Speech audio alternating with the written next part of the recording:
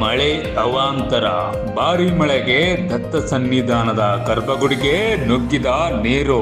ಭಕ್ತರ ಪರದಾಟ, ಕ್ರಮ ಕೈಗೊಳ್ಳದ ಅಧಿಕಾರಿಗಳು. ಗಂಗಾಪುರ ದತ್ತಾತ್ರೇಯ ದೇವಸ್ಥಾನದಲ್ಲಿ ಮೂಲಸೌಕರ್ಯದ ಕೊರತೆ.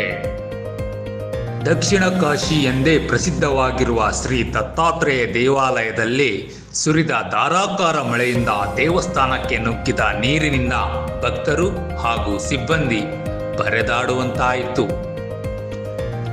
ವೀಕ್ಷಕರೇ, ಕಲಬುರಗಿ ಜಿಲ್ಲೆಯ ದಕ್ಷಿಣ ಕಾಶಿ ಎಂದೇ ಪ್ರಸಿದ್ಧವಾಗಿರುವ ಶ್ರೀ ದತ್ತಾತ್ರೇಯ ದೇವಾಲಯಕ್ಕೆ ಅಗತ್ಯ ಮೂಲಸೌಕರ್ಯ ಕಲ್ಪಿಸುವ ಕುರಿತು ಈ ಹಿಂದೆ ಕೇಂದ್ರ, ರಾಜ್ಯ ಸರ್ಕಾರಕ್ಕೆ ಹೈಕೋರ್ಟ್ಗೆ ನೋಟಿಸ್ ಜಾರಿ ಮಾಡಿತ್ತು. ಇಷ್ಟಾದರೂ ಕ್ರಮ ಕೈಗೊಳ್ಳದ ಅಧಿಕಾರಿಗಳು ಮಳೆಯಿಂದಾಗಿ ಮಳೆ ನೀರು ಮತ್ತು ಚರಂಡಿ ನೀರು ದೇವಸ್ಥಾನದ ಒಳಗಡೆ ನುಗ್ಗಿ ಅವಾಂತರವನ್ನೇ ಸೃಷ್ಟಿಯಾಗುತ್ತಿದೆ.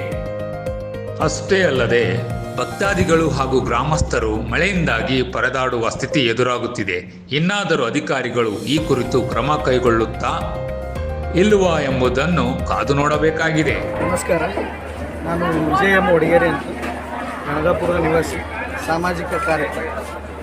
ಇವತ್ತು ನಿಮ್ಮ ಮಾಧ್ಯಮದವರಿಗೆ ಕರೆಸಿರೋ ಉದ್ದೇಶ ನಾವೆಲ್ಲರೂ ಗಮನಿಸ್ತೀವಿ. ಯಾಕೆ ಕರೆಸಿವಪ್ಪ ಅಂದರೆ, ಗಂಗಾಪುರ ದಕ್ಷಿಣದ ಕಾಶಿ ಎಂದೇ ಹೆಸರು ಪಡೆದ. ಇವತ್ತು ಇಂಥ ಒಂದು ದೊಡ್ಡ ತೀರ್ಥಕ್ಷೇತ್ರ ಇಲ್ಲದ. ಇದು ಯಾಕೆ ಅಭಿವೃದ್ಧಿ ಆಗಿಲ್ಲ ಅಂದರೆ, ಇಲ್ಲಿನ ಅಧಿಕಾರಿಗಳು ಹಿಡಿದು, ಇಲ್ಲಿನ ಪುರೋಹಿತರು ಹಿಡಿದು ಎಲ್ಲರ ಒಂದು ಇದ್ರೊಳಗೆ ಒಂದು ಷಡ್ಯಂತ್ರನೇ ಅದೇ. ಗಂಗಾಪುರ ಅಭಿವೃದ್ಧಿ ಆಗಬಾರ್ದು, ಊರು ಅಭಿವೃದ್ಧಿ ಆದ್ರೆ ಇಲ್ಲಿ ಜನ ಅಭಿವೃದ್ಧಿ ಆಗ್ತಾರೆ. ಒಂದು ಹೊಟ್ಟೆ ಕಿಚ್ಚೆ ಭಾವನೆಯಿಂದ ಇಲ್ಲಿ ಪುರೋಹಿತರು ಏನು ಮಾಡ್ತಾರೆ, ತಮ್ಮ ಅಭಿವೃದ್ಧಿ ಮಾತ್ರ ಮಾಡ್ಕೊತಾರೆ. ನಿನ್ನೆ ಮಳೆ ಬಂತು, ಧಾರಾಕಾರ ಮಳೆ ಸುರಿತು. ಇಲ್ಲೆಲ್ಲ ಯಾತ್ರಿಕರಿಗೆ ಒಳಗಡೆ ಹೋಗಲಿಕ್ಕೆ ವ್ಯವಸ್ಥೆ ಇರಲಿಲ್ಲ. ಇಲ್ಲಿ BP ಶುಗರ್ ಇದ್ದಂಥ ಯಾತ್ರಿಕರು ಬಂದ್ರೆ ಅವ್ರಿಗೆ ಶೌಚಾಲಯದ ವ್ಯವಸ್ಥೆ ಇಲ್ಲ, ಕುಡಿಯೋ ನೀರಿನ ವ್ಯವಸ್ಥೆ ಇಲ್ಲ, ಒಳ್ಳೆ ಚರಂಡಿ ರಸ್ತೆ ಏನಿಲ್ಲ, ಮೂಲ ಸೌಕರ್ಯಗಳಿಲ್ಲ. ಇಲ್ಲಿ ಇನ್ನೊಂದು ಏನಪ್ಪ ಅಂದ್ರೆ, ಹುಣ್ಣಿ, ಅಮಾವಾಸ್ಯೆ, ಗುರುವಾರ, ಶನಿವಾರ, ರವಿವಾರ ಬಂದ್ರೆ ಲಕ್ಷಾಂತರ ಯಾತ್ರಿಕರು 4-5 ರಾಜ್ಯಗಳಿಂದ ಇಲ್ಲಿ ಜನ ಬರ್ತಾರೆ. ಆ ಬಂದಂಥ ಜನಗಳಿಗಿಲ್ಲ ಅವ್ರು ಸರ್ದಿ ಸಾಲಿನಲ್ಲಿ ಧರ್ಮ ದರ್ಶನ ಆಗಲ್ಲ. ಅವ್ರಿಗೆ ಡೈರೆಕ್ಟಾಗಿ ಯಾರು ರೊಕ್ಕ ಕೊಡ್ತಾರೆ ಅವ್ರಿಗೆ ಡೈರೆಕ್ಟ್ ದರ್ಶನ ಮಾಡಿಸೋಂಥ ವ್ಯವಸ್ಥೆ ಇಲ್ಲಿ ಪುರೋಹಿತರು ಮಾಡ್ಲಿಕ್ಕೆ ಬಗ್ಗೆ, ದೇವಸ್ಥಾನದಾಗ ಆಗ್ತಕ್ಕಂಥ ಅನ್ಯಾಯದ ಬಗ್ಗೆ, ಇದು ಡೈರೆಕ್ಟ್ ದರ್ಶನ ಬಗ್ಗೆ, ಇಲ್ಲಿ ಯಾತ್ರಿಕರನ್ನಾಗ ಏನು ಇಲ್ಲಿ ಪುರೋಹಿತರಿಂದ ದೌರ್ಜನ್ಯ ಆಗ್ತದೆ, ಇದ್ರ ಬಗ್ಗೆ ಯಾರಾದರೂ ಗ್ರಾಮಸ್ಥರು ಧ್ವನಿ ಹತ್ತಿದ್ರೆ ಪೊಲೀಸ್ ಇಲಾಖೆಯಿಂದ ಅದೇ ಮತ್ತು ರಾಜಕಾರಣಿಗಳಿಂದ ಅವ್ರಿಗೆ ಹತ್ತಿಕ್ಕಂಥ ಕೆಲಸ ಇವೆ. ಸುಮಾರು ನನ್ನ ಮೇಲೂ ಕೂಡ ಒಂದು SP ಬಲ್ಲಿ ಮತ್ತು ಪೊಲೀಸ್ ಸ್ಟೇಷನ್ಗೆಲ್ಲ ನನ್ನ ಮೇಲೆ ಕಂಪ್ಲೇಂಟ್ ಕೊಡಂತ ಇಲ್ಲಿ ಅರ್ಚಕರು ಮಾಡ್ಯಾರ. ಅಲ್ಲ, ನೀವು ತಪ್ಪೇ ಮಾಡಿಲ್ಲ ಅಂತಂದ್ರೆ ನೀವು ಯಾವ ಕಾರಣಕ್ಕೆ ಅವ್ರಿಗೆ ನೀವು ಪ್ರಶ್ನೆ ಮಾಡ್ಬೋದಲ್ಲ ಪೊಲೀಸ್ ಇಲಾಖೆಯವರಿಗೆ? ಕೇಳಿದ್ದೀವಿ. ಕೇಳದ ಬಳಿಕ ಅವರೆಲ್ಲ ಸೈಲೆಂಟ್ ಆಗಿರಿ ಸರ್. ಇವರು ಅಂದ್ರೆ ಭೀ ಒತ್ತಡ ಹಾಕಿ ಪೊಲೀಸರ ಮುಖಾಂತರ ನಮ್ಮ ಮೇಲೆ ದೌರ್ಜನ್ಯ ಮಾಡಲಿಕ್ಕೆ ಪ್ರಯತ್ನ ಮಾಡ್ಯಾರಿ. ಆದ್ರೂ ಅದು ಎದಕ್ಕೂ ಅಂಜಿಲ್ಲ, ಕುಗ್ಗಿಲ್ಲ, ಬಗ್ಗಿಲ್ಲ. ಅದಕ್ಕೋಸ್ಕರ ನಾವೆಲ್ಲ ಒಂದು ಏನದ ಒಂದು ಡಿಸ್ಕಸ್ ಮಾಡಿ ಒಂದು ಗಂಗಾಪುರ ಸುಧಾರಣಾ ಸಮಿತಿ ಅಂತ ಒಂದು ಸಮಿತಿ ಮಾಡ್ಕೊಂಡು ಗಂಗಾಪುರ ಅಭಿವೃದ್ಧಿ ಆಗಲಿಕ್ಕೆ ಮೂಲಭೂತ ಸೌಕರ್ಯಗಳು ಇರ್ಬೋದು, ಇಲ್ಲಿ ಡೈರೆಕ್ಟ್ ದರ್ಶನ ಬಂದ್ ಮಾಡೋದಿರ್ಬೋದು, ಇಲ್ಲಿ ಕುಡಿಯೋ ನೀರು ಇರ್ಬೋದು, ಶೌಚಾಲಯ ಇರ್ಬೋದು, ಸಮಸ್ತ ಗಂಗಾಪುರ ಅಭಿವೃದ್ಧಿ ಒಳಗೊಂಡು ಏನೇನು ಆಗಬೇಕು ಆ ಡೆವಲಪ್ಮೆಂಟ್ಗೋಸ್ಕರ ನಾವು ಎಲ್ಲರೂ ಬದ್ಧರಾಗಿದ್ದು ಇದು ಹೋರಾಟ ಇಲ್ಲಿಗೆ ನಿಂದಲ್ಲಿ ಇದು ಉಗ್ರ ರೂಪ ಪಡೀತಿದ್ವು. ಹೇಳಿದ ಆಗಲ್ಲ, ಸಮಯ ಅವಕಾಶ ಕೊಡ್ತೀವಿ, 1 ತಿಂಗಳು 2 ತಿಂಗಳು ಕೊಡ್ತೀವಿ. ಏನು ಮೇಜರ್ ಸಣ್ಣ ಪುಟ್ಟ ಸಮಸ್ಯೆಗಳಿವೆ, ಡೈರೆಕ್ಟ್ ದರ್ಶನ, ಇದು ಚರಂಡಿ ವ್ಯವಸ್ಥೆ, ಇದಾದರೂ ಅಧಿಕಾರಿಗಳು ಮಾಡಬೇಕು. ಇಲ್ಲಿ ಅಧಿಕಾರಿಗಳಿಗೆ ಆ ಹಿತಾಸಕ್ತಿನೇ ಇಲ್ಲ ಮಾಡೋದು. ಈ ಕೊನೆಯದಾಗಿ ಈ ದೇವಸ್ಥಾನದ ಅಧ್ಯಕ್ಷರಾಗಿರ್ತಕ್ಕಂಥ DC ಮೇಡಮ್ ಅವ್ರಿಗೆ, ಜಿಲ್ಲಾ ಉಸ್ತುವಾರಿ ಸಚಿವ ಪ್ರಿಯಾಂಕ್ ಖರ್ಗೆ ಅವರು ಮತ್ತು ಈ ಭಾಗದ ಶಾಸಕರಿಗೆ ಏನು ಹೇಳಕ್ಕೆ ಬಯಸ್ತಾರೆ ಸರ್? DC ಅವರು ರಾಜಕಾರಣಿಗಳ ಕೈಗೊಂಡೆ ಸರ್. ಯಾಕಂದರೆ ಇಲ್ಲಿ ಒಂದು 80 ಕೋಟಿ ರೂಪಾಯಲ್ಲಿ ಗಂಗಾಪುರದಲ್ಲಿ ಭ್ರಷ್ಟಾಚಾರ ಆಯಿತು. 80 ಕೋಟಿ ರೂಪಾಯಿ ಆಲ್ರೆಡಿ ಅವ್ರು ಬಡಿಗೆಯವರಲ್ಲಿ ನಿಂತಿದ್ದಾರೆ ನೋಡಿರಿ, ಅಲ್ಲಿ ಕಡಿಮೆ ಬಡಿಗೆ ಅಂತ. ಬಹುಶಃ ಅವರೇ ಇರ್ಬೋದು. ಅವರು ಕೂಡ ಆ ಸ್ಕ್ಯಾಮಲ್ಲಿ ಇದ್ದಾರೆ. ಅವರು ಏನು ಆನ್ಲೈನ್ ಏನು ದರ್ಶನ ಅದ ನೋಡಿರಿ, ಅದು ಒಂದು ಡೈರೆಕ್ಟ್ QRS ಕೋಡ್ಲಿ ಅದು ಡೈರೆಕ್ಟ್ ದರ್ಶನಕ್ಕೆ ಗೌರ್ಮೆಂಟ್ ಕೂತಿತ್ತು. ಅದು ದುಡ್ಡು ಹೋಗಿಲ್ಲ. 40 ಕೋಟಿ 80 ಕೋಟಿ ರೂಪಾಯಿ ಹುಡ್ಕೊಂಡು ಕೂತರು. DC ಅವರಿಗೆ ಚೇಂಜ್ ಮಾಡಿದ್ರು. ಅಷ್ಟು ಪವರ್ಫುಲ್ ಅಲ್ಲ ಹರರು ಮನುವಾದಿಗಳು. ಇವ್ರಿಗೆ ಅಳಗಾಡಿಸ್ಬೇಕನ್ನೋ ಹೋರಾಟದಿಂದ ಮಾತ್ರ ಸಾಧ್ಯ ಇರುತ್ತೆ.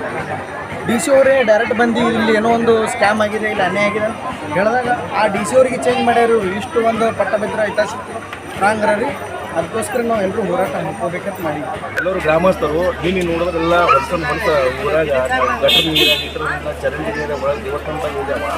ಅಲ್ಲಿಂದ ಇಲ್ಲಿ ಅಧ್ಯಕ್ಷರಾದಂಥ DC ಅವರು, ಜಿಲ್ಲಾಧಿಕಾರಿಗಳು ಒಂದು ದಿವಸ ಬರಲ್ಲ, ಒಂದು ದಿವಸ ಅವರು ಸಿಬ್ಬಂದಿಗಳಿಗೆ ಏನದ ಅಂತ ಕೇಳಲ್ಲ. ದುಡ್ಡು ಸಿಕ್ಕಂಗೆ ಮುಟಾಯಿಸ್ತಾರೆ.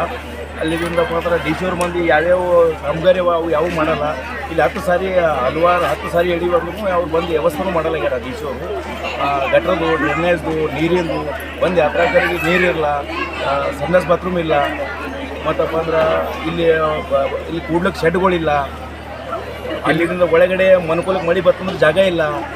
ಇವೆಲ್ಲ ಭಾಳ ಪ್ರಾಬ್ಲಮ್. ಎಲ್ಲನೂ ಕೊಟ್ಟರು ಯಾರೂ ಅಧಿಕಾರಿಗೂ ತೋಲಾಗ್ಯಾರ. ಮತ್ತಪ್ಪ ಅಂದ್ರೆ ಇಲ್ಲಿ ದೇವಸ್ಥಾನದ ಅರ್ಚಕರು ಅವ್ರ ಗಮನೂ ಅವರು ಏನೂ ಹೇಳಲಾಗ್ಯಾರ. ಅವರು ನಮಗೆಲ್ಲೂ ಸಂಬಂಧ ಇಲ್ಲ ಅಂತ ಹೇಳ್ಬಿಡ್ತಾರೆ ಅವರು ಅರ್ಚಕರು ಹೊರಗಿಂದು, ದೇವಸ್ಥಾನಕ್ಕೆ ಅಷ್ಟೇ ಸಂಬಂಧ ಅಂತ ಆ ಥರ ಮಾತಾಡಿದ್ರೆ ನಾವು ನಾಳೆ ಗ್ರಾಮ ಸುಧಾರಣಾ ಸಮಿತಿ ಮಾಡಿ ದೊಡ್ಡ ಹೋರಾಟ ಮಾಡ್ತೀವಿ. ಇದು ಇಲ್ಲಿ ನಿನ್ನೆ ಮಳೆ ಬಂತು ರೀ. ಮಳೆ ಬಂದು ಪೂರ್ತಿ ಎಲ್ಲ ಚರಂಡಿ ನೀರು ಮತ್ತು ಎಲ್ಲ ಭಾಳ ಎಲ್ಲ ಬಾತ್ರೂಮ್ ನೀರು ಎಲ್ಲ ದೇವಸ್ಥಾನಕ್ಕೆ ಗೊತ್ತಾಯಿತು. ನಮ್ಮ ದೇವಸ್ಥಾನ ದತ್ತಮಾರ್ಗ ಕಾಶಿ ಅಂತ ಪ್ರಸಿದ್ಧ ಆದ ದೇವಸ್ಥಾನ. 108 ರಾಜ್ಯದಿಂದ ಇಲ್ಲಿ ದರ್ಶನ ಬರ್ತಾರೆ ಮಂದಿ. ಅವ್ರಿಗೆ ಬರೋರಿಗೆ ಭಾಳ ಹೈರಾಣ ತಕ್ಲೀಫ್ ಅಲ್ಲ, ಭಾಳ ತೊಂದರೆ. ಅವ್ರಿಗೆ ಏನೂ ಸೌಲಭ್ಯ ಇಲ್ಲೆಲ್ಲ ಬರೀ ಇಲ್ಲಿ ಏನು ಎಲ್ಲ ಪೂಜಾರಿ ಅರ್ಚಕರಲ್ಲ, ಅವ್ರದ್ದು ಬರೀ ಅವ್ರ ಲಾಜ, ಅವ್ರ ಮನೆ, ಅವ್ರ ಮಠ ಎಲ್ಲ ಡೆವಲಪ್ ಅಲ್ಲತ್ತ. ಗುಡಿ ಏನೂ ಡೆವಲಪ್ ಆಗಲಾಗ್ಯದ. ಬರುವ ಭಕ್ತಾದಿಗಳಿಗೆ ಭಾಳ ತೊಂದರೆ ಆಗತ್ತದ. ಇನ್ನೊಂದು ಏನಂದ್ರೆ ಇಲ್ಲಿ ಮಹಾರಾಜರಿಗೆ ನಾವು ದೂರಿಂದ ಅಷ್ಟೇ ದರ್ಶನ ಮಾಡಬೇಕು. ಯಾರು ದುಡ್ಡು ಕೊಡ್ತಾರೋ ಅವ್ರಿಗೆ ತುಡಿ ಮ್ಯಾಗ ಕೊಟ್ಟು ಮಹಾರಾಜರು ದರ್ಶನ ಮಾಡಿಸ್ತಾರೆ. ಅದೆಷ್ಟೆಲ್ಲ ಬಂದ್ ಆಗಬೇಕು. ಪಾದುಕ ದರ್ಶನ ಕಂಟಿನ್ಯೂ ಇಡಬೇಕು. ಪಾದುಕ ದರ್ಶನ ಬಂದ್ ಮಾಡಿ ದುಡ್ಡು ಯಾರು ಕೊಡ್ತಾರೋ ಅವ್ರಿಗೆ ಅಷ್ಟೇ ಪಾದುಕ ದರ್ಶನ ಮಾಡಿಸ್ತಾರೆ.